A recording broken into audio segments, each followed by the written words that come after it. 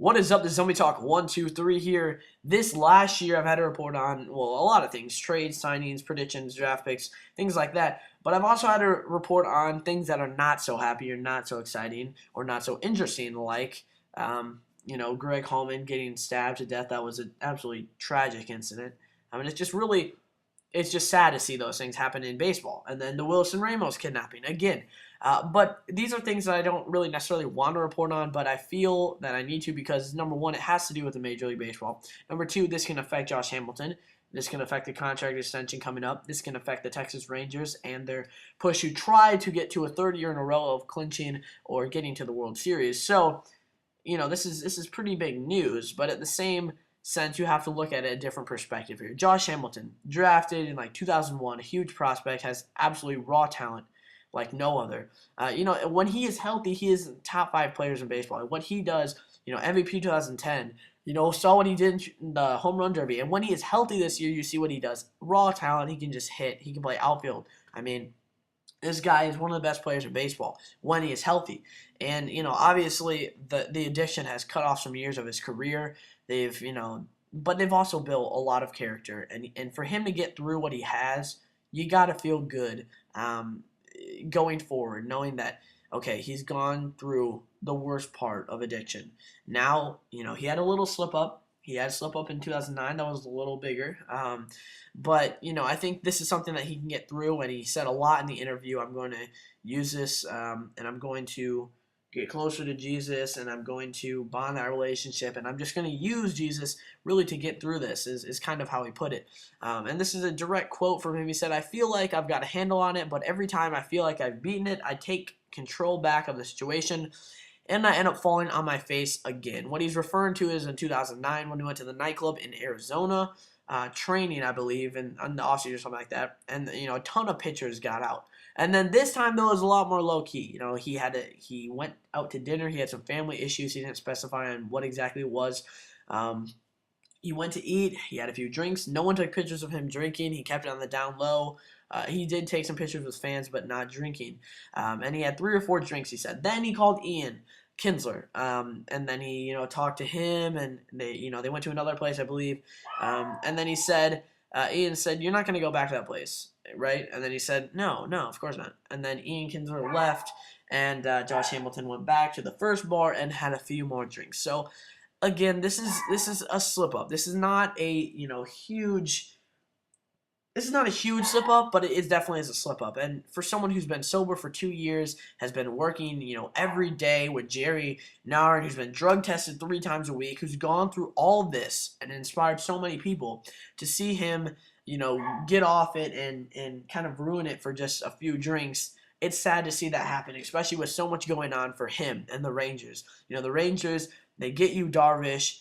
They're looking good. They have a great bullpen, a great starting pitching staff.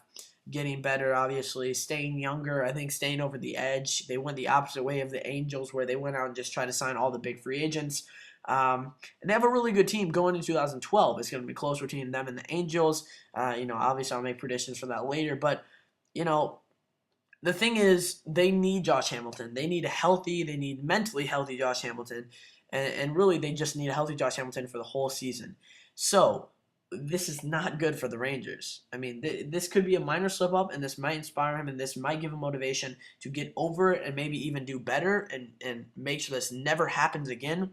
Or this could lead to more slip ups. We'll just have to see. But I think he can get through this, and he's gonna get strength from Jesus, like he always says. He has gone through a lot, though. He has had some of those demons that he talks about. When he threw the foul ball and a man was killed. That was one of the most terrible things I've ever seen, especially in baseball, the worst thing. So to go through that, feeling some responsibility in that, and then you go through all the addictions, and pretty much one of his best friends, his kind of mental partner, individual partner, personal guide, former coach of the Rangers, Jerry Narn, left to be the hitting coach of Milwaukee.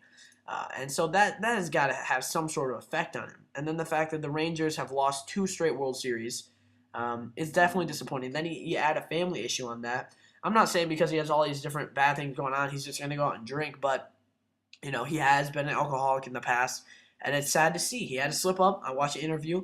He was very compassionate. You can tell he's telling the truth. He's not reading something. He didn't have anything prepared. He would just said what's on his mind. He went on for like 10 minutes, talked about, God and how they're going to, even bond more now, and he's going to get his strength back through God.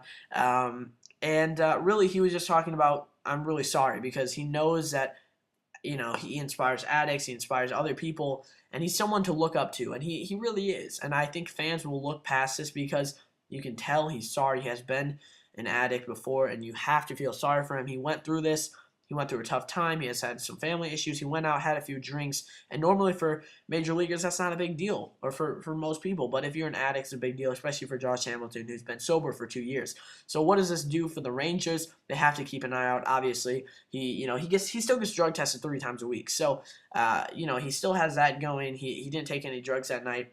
But there might be some relentless there. There might be some feelings that they might not want to go to a 5-year deal. Maybe they'll go to a 2 or 3-year deal. This could affect the money that he gets. He could still get a pretty big deal, but this could definitely affect the money he gets in the contract he will receive. And he doesn't want to talk about the contract until spring training. But I think he wants to stay a Ranger, and ultimately I think he'll be signed a Ranger for the next few years. At some point we'll just have to see. I may be wrong, and the market may pick up for him. I don't know. Thanks for watching, though.